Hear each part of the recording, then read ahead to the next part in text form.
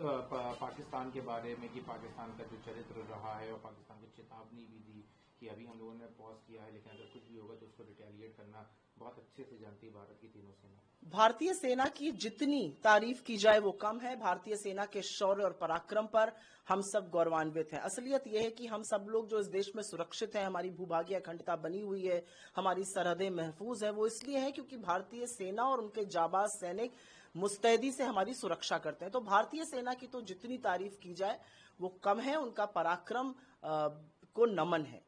प्रधानमंत्री मोदी ने 32 मिनट का करीब 22 मिनट का एक भाषण दिया, देश को संबोधित किया, और उस 22 मिनट के संबोधन के जस्ट पहले डोनाल्ड ट्रंप ने एक स्टेटमेंट दिया था, और उस स्टेटमेंट में उन्होंने कहा कि मैंने भारत को और पाकिस्तान को ट्रेड की धमकी देकर, व्यापार की धमकी देकर सीज फायर कराया।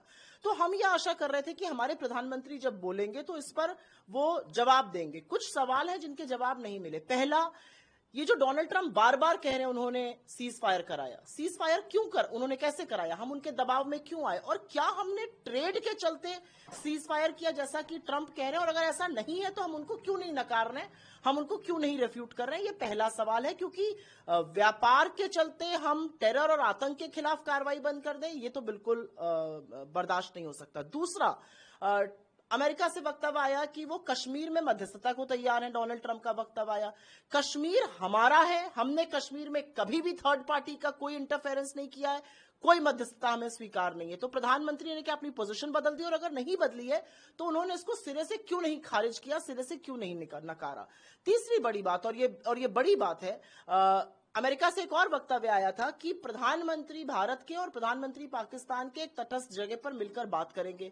क्या वाकई में ऐसा है? क्या मोदी जी पाकिस्तान के प्रधानमंत्री से मिलने वाले हैं? क्या हमने डिप्लोमेटिक चैनल्स खोल दिए? इसका जवाब कौन देगा? और अगर ऐसा नहीं है तो अमेरिका के इस वक्तव्य को खारिज करना चाहिए। चौथी और बड़ी बात, प्रधानमंत्री ने खुद भी कहा कि हमारी सेना ने वो आक्रामक कार्रवाई की कि पाकिस्तान बौखला गया, और हमने देखा कैसे एयरबेस ध्वस्त हो रहे थे, कैसे पाकिस्तान परेशान था। ऐसे वक्त पर जब हम आक्रामक थे, हमारी सेना आक्रामक थी, हमने सीज फायर क्यों किया? इसका जवाब तो हर व्यक्ति चाहेगा। चौथी बड़ी बात, हमारी सेना ने सैकड़ों की तादाद में आतंकी कैंप तबाह किए पाकिस्तान के अंदर, 100 से ज्यादा आतंकियों को मौत के घाट उतारा। लेकिन उन दुर्दांत आतंकवादियों का क्या जिन्होंने पहलगाम में निर्दोष मासूम लोगों की निर्मम हत्या की थी? उनको सबक कब सिखाया जाएगा और उनकी नजीर कब बनाई जाएगी? ये एक बात है। पांचवी और एक और जरूरी बात, हमारा जो बीएसएफ के जवान पूनम साहू हैं, आज 20वां दिन है पाकिस्तान की गिरफ्त में, उनको वापस लाने के लिए क्या किया जा रहा है।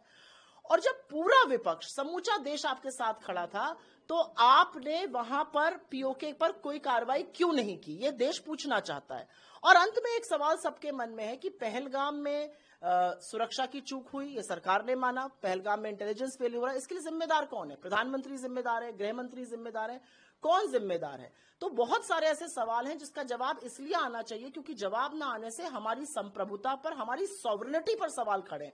अमेरिका कौन होता है बार बार बोलने वाला, उसने सीज फायर कराया? अमेरिका के राष्ट्रपति कह रहे हैं मैंने ट्रेड का हवाला देकर धमकाया। तो ये हमारी सॉवरेनिटी पर, हमारी संप्रभुता पर सवाल खड़ा करता है, और मुझे लगता है इसका जवाब मिलना चाहिए।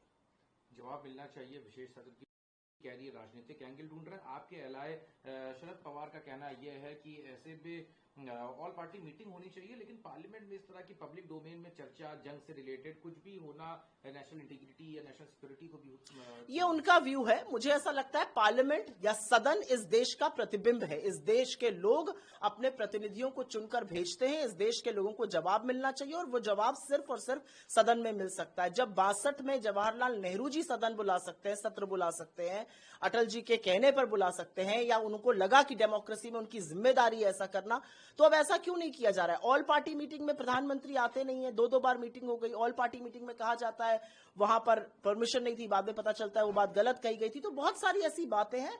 भारत का सदन सर्वोच्च है और वहां पर इसकी चर्चा जरूरी है। हम मांग करते हैं स्पेशल सेशन बुलाया जाए, सरकार कुछ बातों पर, और नेशनल सिक्योरिटी पे आपसे कोई सवाल नहीं वहां पर पूछ रहा है। कौन, ये कोई बेवकूफ तो बैठे नहीं है सदन में। सदन में जो लोग हैं वो लोगों के प्रतिनिधि हैं, और वो जानना चाहते हैं कि सुरक्षा पे हमने क्या कार्रवाई करी और उसका क्या नतीजा हुआ।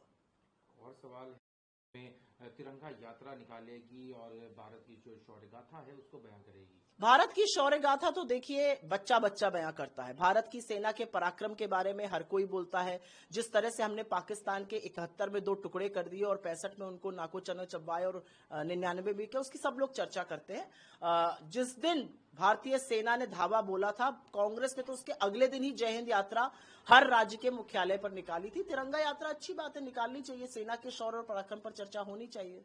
आखिरी सवाल है, अभी आपने पहला अभी पोस्टर्स भी जारी किए गए हैं, 20 लाख का रिवॉर्ड रखा गया कि जो भी उनकी पहचान करेगा। अभी काफी मूवमेंट भी चल रहा है, उम्मीद है कि जल्द ही उनको पकड़ा जाए।